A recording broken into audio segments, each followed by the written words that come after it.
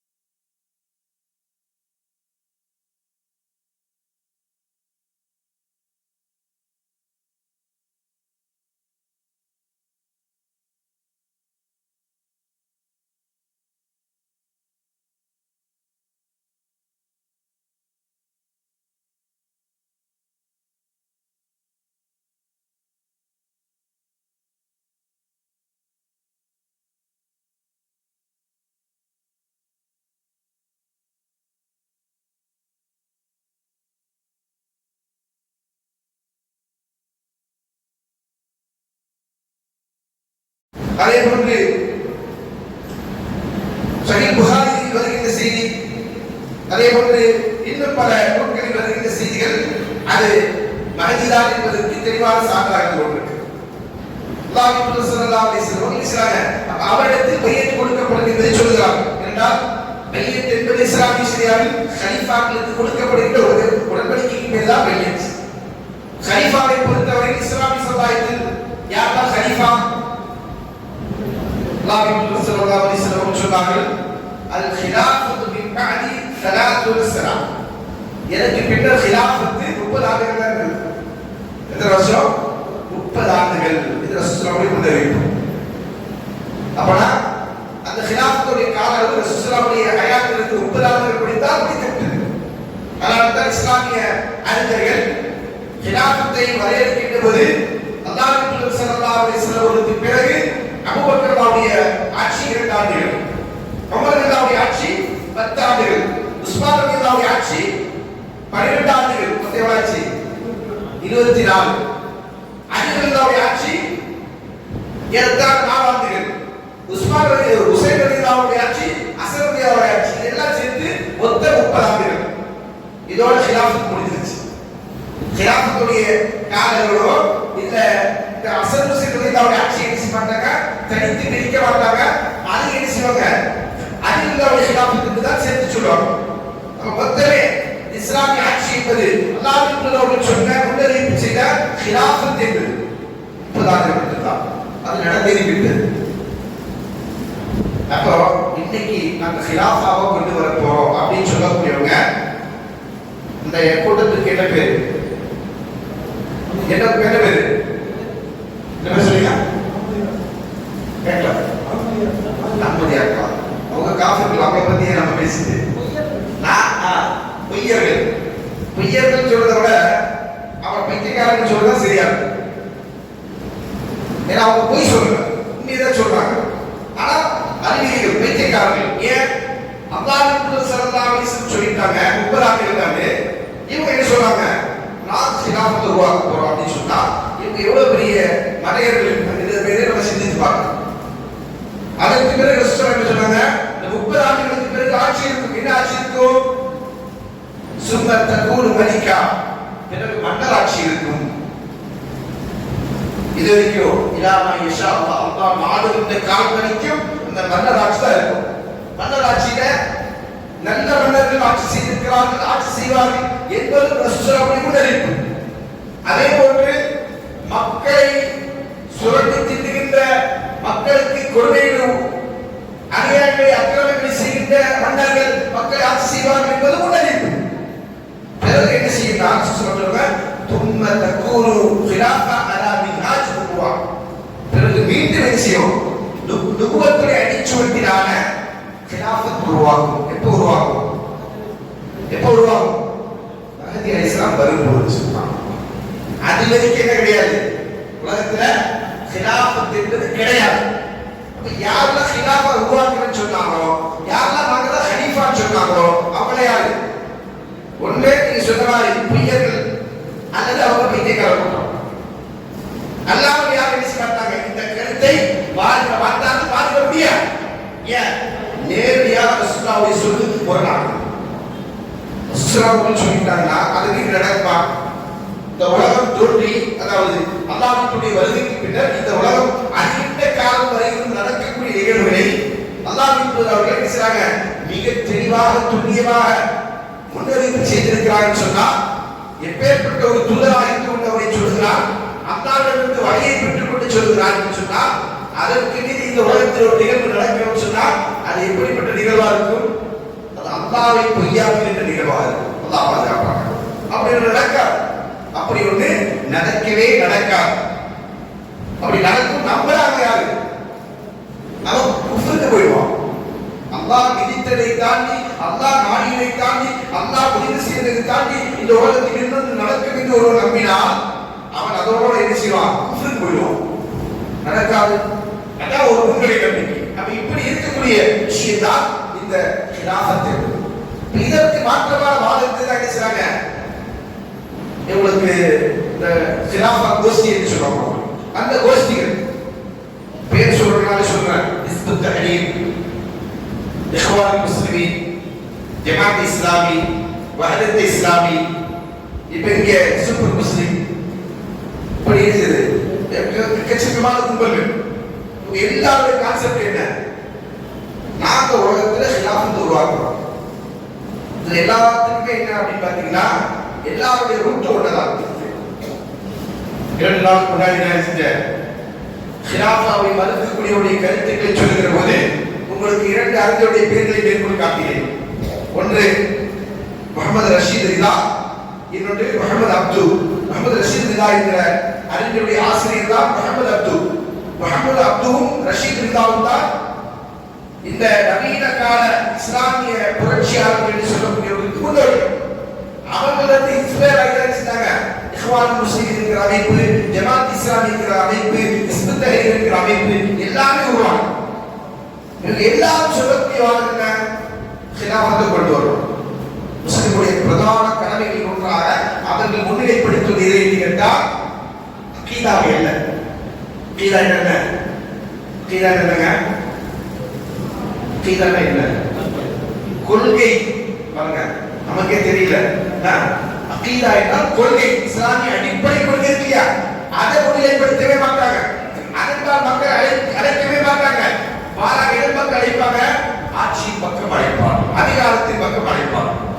அந்த அழைப்பு இஸ்லாமிய ஷரியாவில் குர்ஆனுடைய சுன்னாவுடைய வெளிச்சத்தில் அதற்கு ஏதாவது ஆதாரம் இருந்து கொண்டிருக்கிறதா என்று கேட்டால் இது போன்ற ஆதாரங்கள் தான் அவர்கள் மடைத்தெடுத்துக் கொண்டு மக்களை மடைமாற்றிக் கொண்டிருப்பார். அப்ப இந்த ஒரு கருத்தை நாம் புரிந்து கொள்ள வேண்டும் என்று சொன்னால் உண்மையான மனிதனை நாம் அடையாளம் கண்டு கொள்ள வேண்டும். உண்மையான மனிதனின் வருகையுடைய நோக்கத்தை நாம் புரிந்து கொள்ள வேண்டும். அதை குறித்து ஆதாரங்கள் என்ன நமக்கு வரையறுத்து சொல்கிறது என்பதை நாம் புரிந்து கொள்ள வேண்டும். அல்லாஹ்வின் தூதர் ஸல்லல்லாஹு அலைஹி வஸல்லம் சொல்கிறார்கள், மின் ஹுலஃபாயிக்கும் ஹலீஃபத்துன், உங்களுடைய ஹலீஃபாக்களில் ஒருவராக உங்களுக்கு பின்னர் வர இருக்கின்றவர் ஒரு ஹலீஃபா இருக்கிறார். அவர் வந்தால் என்ன செய்வார்? யஹுல் மால ஹஃபியா லா யஉத்துஹு அததா, செல்வத்தை வாரி வாரி இறைப்பார். அப்படின்னா அர்த்தம் செல்வத்தை அள்ளி கொடுப்பார், கணக்கே பார்க்க மாட்டார். அந்த வர்றவங்களுக்கு, கேட்கிறவங்களுக்கு, போகிறவங்களுக்கு எல்லாம் செய்வாங்க. செல்வம் கொடுத்தோ கொட்டிக்கொண்டே இருக்கு. இப்படியாக ஒரு ஆட்சி உலகத்தில் நடந்திருக்கா? அதாவது வறுமையை முற்றிலுமாக குறைத்தெடுத்து கையேற்றக்கூடிய நிலை இல்லாத அளவுக்கு, ஜக்காத்தை கொடுத்தால் பெறுகின்ற நபர்கள் இல்லாத அளவுக்கு ஒரு ஆட்சியோ அதிகாரமோ உலகத்தில் இருந்திருக்க கேட்ட கிடையவே கிடையாது. அப்புறம் என்ன அர்த்தம்? இனிமேதான் அது வரைந்திருக்கிறது. அது வறுமையுடைய அடையாளங்கள் ஒன்று. அப்படியான ஒன்றுதான் இது மத்திய அரசு வருகை. இவர் ஆட்சி செய்வார்.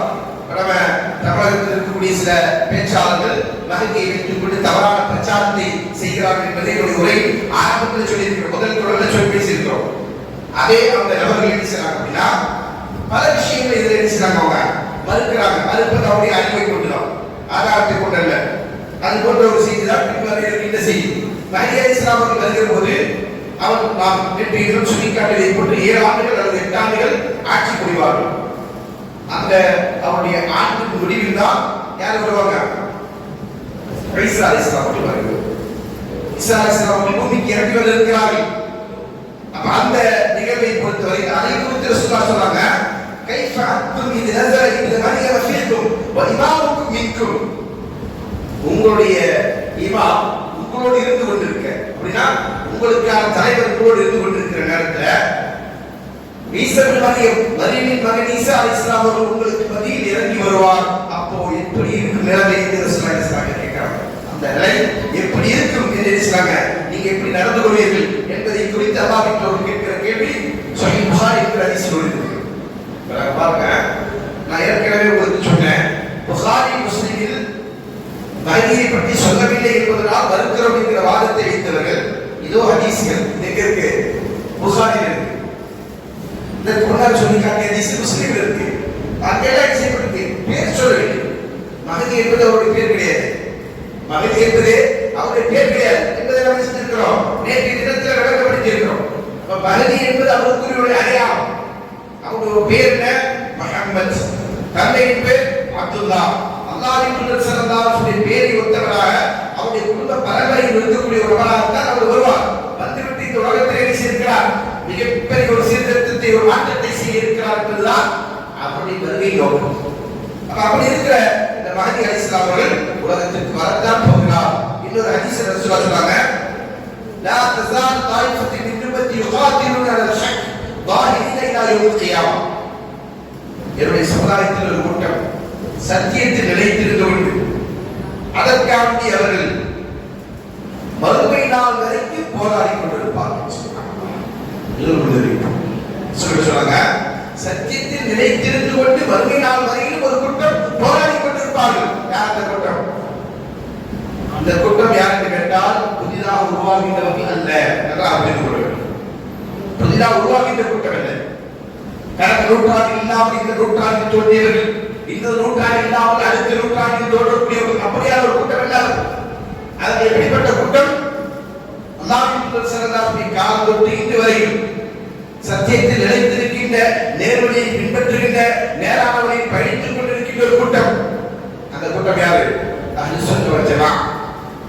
யார் அந்த கூட்டம்? உண்மையான அஹ்லுஸ் சுன்னah வல் ஜமாஅஹ். இங்க போலி சுன்னத் வல் ஜமாஅத் இருக்காங்க. அதனால அவங்க பேரை பார்த்து அஹ்லுஸ் சுன்னah இருக்கிறது, சுன்னத் வல் ஜமாஅத் வச்சுட்டாங்க. அதனால அதுக்கு அதை நம்ம என்ன செய்ய வேண்டாம், குழப்பிக் கொள்ள வேண்டாம். அஹ்லுஸ் சுன்னah வல் ஜமாஅஹ் என்று சொன்னால் குர்ஆனையும் சுன்னாவையும், இது ரெண்டு தான் இது இஸ்லாமிய மார்க்கத்துடைய மூலாதாரம். இந்த இரண்டையும் சஹாபாக்கள் புரிந்ததை போன்று, தாபீன்கள் புரிந்ததை போன்று, தபர் தாபீன்கள் புரிந்ததை போன்று, இந்த சமுதாயத்தின் சிறந்த முன்னோர்கள் நல்லவர்கள் புரிந்ததை போன்று புரிந்து கொண்டு அவர்கள் என்ன கொள்கையை படித்தார்களோ அதே கொள்கை கியாமத் நாள் வரையிலும் இந்த சமுதாயத்தில் ஒரு கூட்டம் நிலைத்திருப்பார்கள்.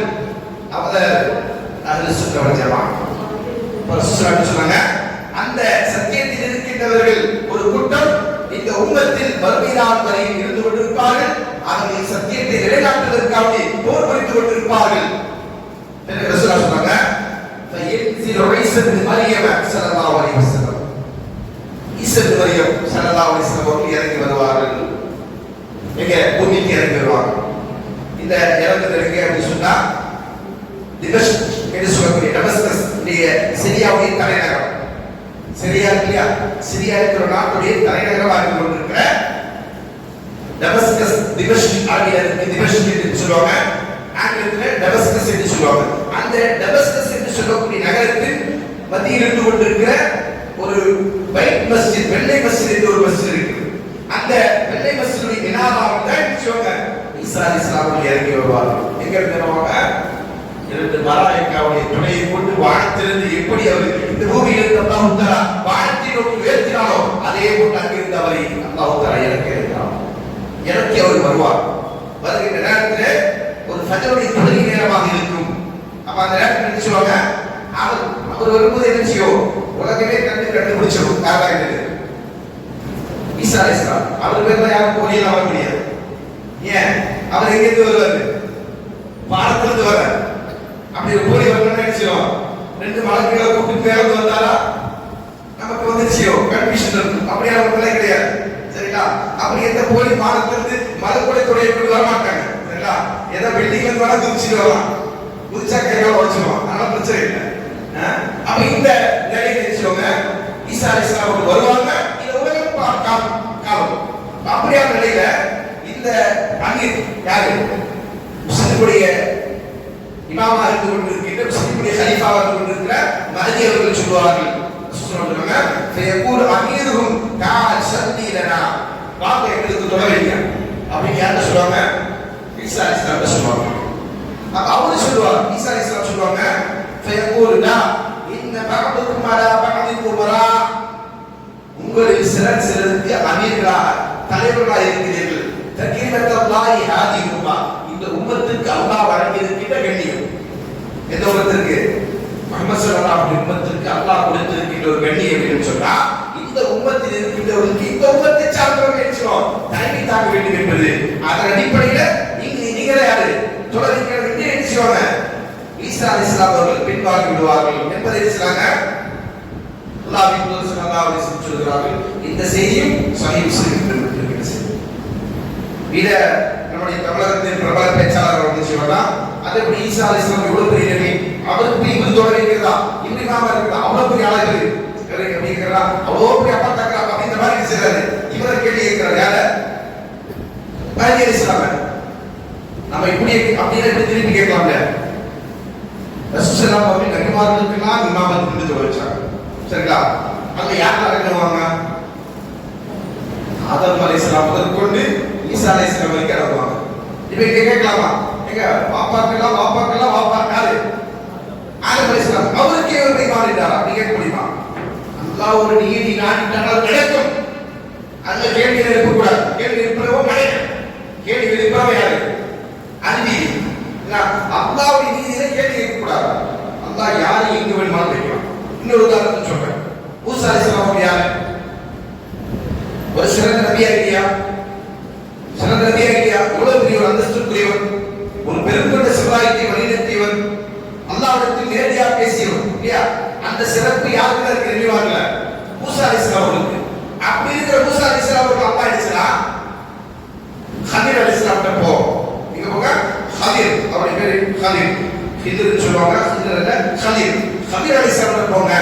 அவர்கிட்ட கொஞ்ச நாளுக்கு பாடம் படிக்க நல்லா இருப்பான். அல்லாஹ்வே சொல்லி கொடுத்த பதவா அல்லாஹ்ட்ட நேரடியாக பேசுறவாராச்சு. அவர் அல்லாஹ்ட்ட நேரடியாக கேட்டுக்க கூடாதா? இப்படி நம்ம கேள்வி கேட்கலாமா? கேள்வி கேட்க கூடாது. அல்லாஹ் உலகத்தில் சில நீதி வைத்திருக்கிறான்னு சொன்னா அந்த நீதிகளின் அடிப்படையில் தான் உலகத்தில் ஒவ்வொன்றும் நடக்கும். அதனால நடக்கிறது என்ன செய்யணும்? ஒரு முஸ்லிமா நாம நம்மளும் பொருந்திக்கிறோம். நம்முடைய உள்ளத்தில் அதை குறித்து சந்தேகம் இருக்கிறது என்று சொன்னால் நம்முடைய ஈமானின் கோளாறு இருக்கிறது என்று அர்த்தம். நம்ம ஈமான் தெளிவா இருக்குன்னு சொன்னா நம்ம என்ன செய்ய மாட்டோம்? அதை குறித்து கேள்வி கேட்க கூடாது. அல்லாஹ் நாடினால் யார் வேண்டுமானாலும் எங்க வளர்ந்து வைக்கலாம் இல்லையா? அல்லாஹ் குர்ஆன்ல சொல்றா வலா யஸ்அலு அம்மா யஃஅல். அவன் செய்வதை குறித்து கேள்வி கேட்கக்கூடாது.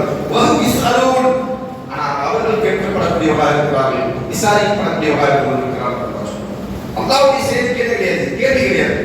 ஏன் அல்லாஹ் ஆதம் அலைஹிஸ்ஸலாம் முதல்ல படைச்சா?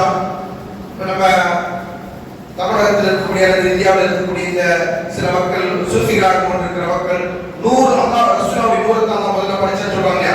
அப்படி இல்லை. அப்படி அல்லாஹ் நாடிட்ட ரசூலுல்லாஹி முதல்ல படைச்சிருக்க முடியுதானே? அதனால கேள்வி கிடையாது. அதெல்லாம் என்னது? நம்பிக்கை சார்ந்த விஷயம். அப்படி போயிடும். அதே அடிப்படையில் மஹதி அலைஹிஸ்ஸலாம் அவர்கள் ஈசா அலைஹிஸ்ஸலாம் அவர்களுக்கு இமாமத் செய்வார் என்பது அல்லாஹ்வுடைய நீதி. அதனால்தான் மஹதி அலைஹிஸ்ஸலாம் அவரை முன்னிலைப்படுத்துகிற போது அவரை மறுத்துவிட்டு என்ன செய்றாங்க? இல்ல நீங்க தான் நீங்களும் சொல்றாங்க. அப்ப இது மஹதி அலைஹிஸ்ஸலாமுடைய வாழ்க்கையின் இறுதி காலகட்டம். அதற்கு பிறகு ஈசா அலைஹிஸ்ஸலாம் அவர்கள் வருவார்கள். ஈசா அலைஹிஸ்ஸலாம் அவர்கள் தஜ்ஜாலை கொலை செய்வாங்க. தஜ்ஜாலை யார் கொலை செய்வாங்க? ஈசா அலைஹிஸ்ஸலாம் தான். ஏன்னா அதற்குரியவர் யாரும் இல்ல, மஹதி அல்ல. அதனால தான் தஜ்ஜாலை கொலை செய்யறதுக்கு ஈசா அலைஹிஸ்ஸலாம் வராங்க. அதற்கு பிறகு இவர் இருக்க மாட்டார். இவருடைய காலம் முடிஞ்சிடும். யாரு? மஹதியுடைய காலம் முடிஞ்சிடும். அப்ப அதற்கு பிறகு யாரை வழிநடத்துவாங்க? உம்மத்தை ஈசா அலைஹிஸ்ஸலாம் அவர்கள். அதுக்கு பிறகு ஏஜென்ட் மாதிரி கூட்டம் வர வரைக்கும் இந்த உம்மத்தை வழிநடத்தக்கூடியவங்க யாராக இருப்பாங்க? ஈசா அலைஹிஸ்ஸலாம் அவர்கள். அதற்குரிய காலகட்டம் எவ்வளவு திட்டவட்டமா நம்ம தெரியும் சொல்லும். அவர் ஏற்கனவே ஒரு 40 ஆண்டுகள் வரைக்கும் செய்வாங்க. இந்த பூமியை வாழ்ந்து ஆட்சி புரிவார்கள் என்று செய்யப்பட்டிருக்கு. அதே புரிந்து கொள்கிறது. அப்ப அதன் அடிப்படையில் மஹதி அலைஹிஸ்ஸலாம் அவர்கள் வருகை, அவருடைய வருகைக்கு முன்னர் நடந்து கொண்டிருக்கக்கூடிய நிகழ்வுகள், பின்னர் நடக்க வேண்டிய நிகழ்வுகள் எல்லாவற்றையும் அல்லாஹ் சொன்னாங்க. மிக தெளிவாக நமக்கு எடுத்துரைத்து விட்டார்கள். இதில் நாம் சந்தேகம் கொள்ள தேவையில்லை. நாம் இதில் குழப்ப வேண்டிய தேவையில்லை, குழப்பமடைய வேண்டிய தேவையில்லை. எல்லாமே நமக்கு என்ன செய்யப்பட்டிருக்கிறது? ஆதாரங்களினுடைய மிக தெளிவாக சொல்லப்பட்டிருக்கிறது. ஆனால் இதை நாம் அறிந்து கொள்ளாததன் காரணமாக தான் நமக்கு என்ன செய்யுது? குழப்பங்களும் சந்தேகங்களும் இருந்து கொண்டு. அப்ப இதை தொடர்ந்து நாம நடக்கக்கூடிய ஒரு நிகழ்வு தான் மறுமை நிகழ்வு என்பது. இன்ஷா அல்லாஹ் அல்லாஹ் நாடினால் வரக்கூடிய நம்முடைய அமர்வுகளின் நாட்களில் நாம மறுமையை பற்றி பார்க்க இருக்கிறோம். இரண்டாம் மறுமை என்பது இந்த அடையாளம் ஈசா அலைஹிஸ்ஸலாம் வருகையோடு, அதாவது அதுக்கு முன்னாடி யாருன்னா தஜ்ஜாலுடைய வருகையோடு என்ன ஆயிடுச்சு? மறுமையை துவங்கிவிட்டது. அதற்கு முன்னதாக மஹதி அலைஹிஸ்ஸலாம் வந்தாலும் அதுக்கு பிறகு என்ன கிடையாது? இந்த உலகம் நீண்ட நாள் இருக்க போவதில்லை என்பதற்கான அறிகுறி தான் வரும். ஏன்னா அவர் என்ன செய்வாரு? 7 அல்லது 8 ஆண்டுகள் ஆட்சி புரிவார்கள். திட்டவட்டமாக சொல்லிட்டார். அப்ப அதற்கு பிறகு என்ன செய்யப்படுகிற இந்த உலகம் நீண்ட காலம் இருக்க போவதில்லை என்பதற்கான சான்றுதான் அது என்பதை நாம் புரிந்து கொள்ள வேண்டும். ஆக இந்த செய்திகளை நாம் அறிந்து கொள்வதோடு இதை தொடர்ந்துள்ள பயணத்தால் மறுமை என்கிற பயணம், அது ஒரு நீண்ட நெடிய பயணம், மறுமை கணிக்கமான பயணம். இன்ஷா அல்லாஹ் அதை குறித்த செய்திகளை வருகின்ற நாட்களில் பார்ப்போம். அல்லாஹ் தஆலா நாம் அறிந்து கொண்டிருக்கின்ற செய்திகளை தெளிவான முறையில் விளங்கி அதன் அடிப்படையில் நம்முடைய நம்பிக்கையை சீர்படுத்திக் கொண்டு வாழக்கூடிய நல்லது ஒரு தோஃபிக்கினை நாம் அனைவருக்கும் வழங்கட்டும் என்கிற பிரார்த்தனையோடு நிறுத்துகிறேன். வாழ்க்கை